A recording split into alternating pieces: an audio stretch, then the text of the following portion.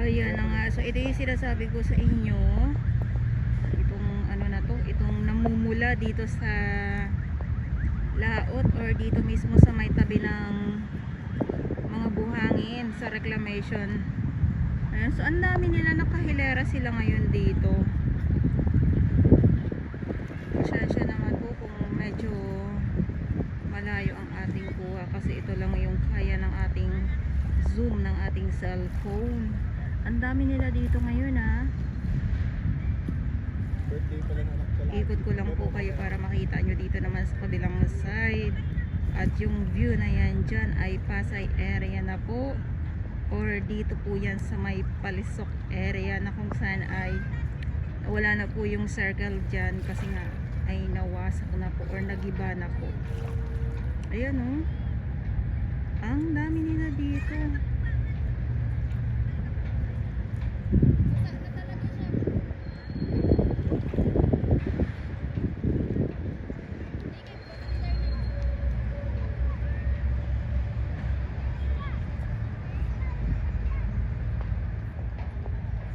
Set mo nga sa akin mo. Nakapokus ba dito siya?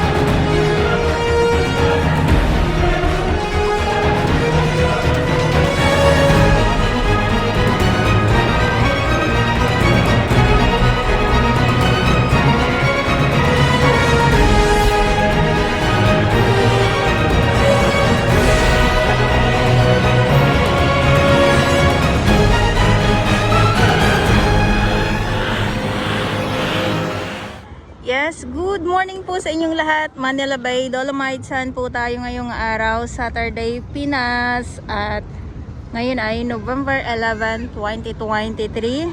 Ito yung ating view. At may namumula. Wow, may namumula. May namumula dito sa laot. Ayan. Parang may mga ganap doon sa kabilang side.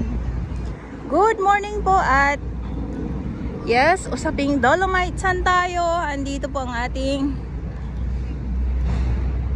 Stero Rangers ng DNR MMDA at ang ating DPS Mandaragat doon naman po sa Manila Yacht Club.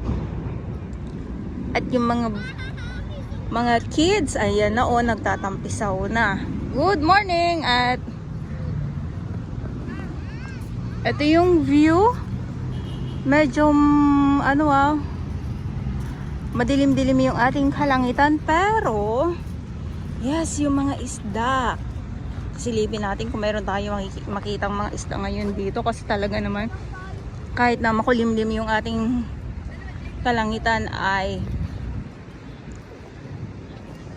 malinaw ang dagat. Ayan o, kita nyo naman po yan o.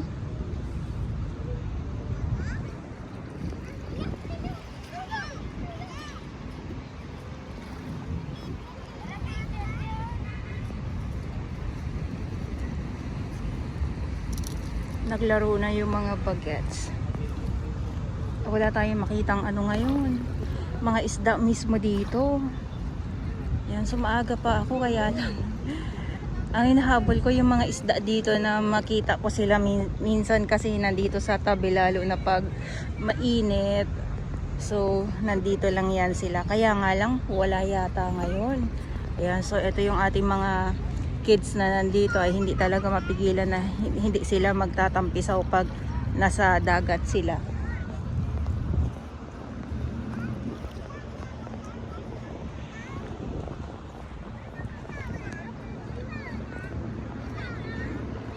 Ayan, so baka mamaya meron na naman magtanong bakit maitim, bakit kulay brown, ganito, ganyan, ganyan. Kasi nga po, so, kinakapitan nga yung pebbles ng lumot. Pag ganito na tuloy-tuloy ang, ang init, tapos minsan yung biglang aambon, pero hindi talaga tutuloy siya ng ulan na malakas. Pag umulan ng malakas, eto na naman yung aabangan natin dito. Pag umulan ng malakas, yung mga iba't ibang mga lamang dagat ay dadagsa na naman po yan dito sa tabi.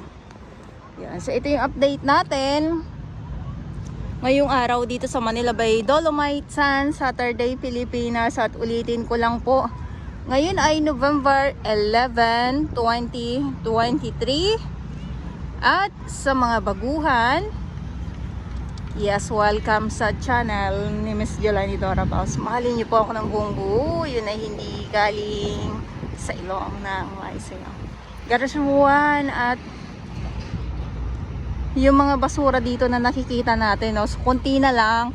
Meron na papadpad pero mga iilan na lang. So maraming salamat sa ating mga Manila Bay Warriors talaga na walang sawa sa paglilinis. Ayan, so lakad tayo dito at kita niyo naman po itong itong dalampasigan, no? Dalampasigan, at ito yung mga itim-itim na yan. Ayan po ay yung mga tahong, yung mga shell na wala na nga pong mga laman, kumbaga durog-durog na. So sila yung sila yung nangingitim dito. Kasi baka mamaya mabigla na naman po kayo, lalong-lalo na sa mga viewers ko. Mga viewers ko na sumusulyap-sulyap lang po. Ayan. Grabe mga sulyap-sulyap. O kita nyo na, talagang medyo siya ha, medyo yung tubig ngayon ay hindi siya ganun ka high tide. So parang maglo-low. Sana mag-low tide. Ay, grabe oh.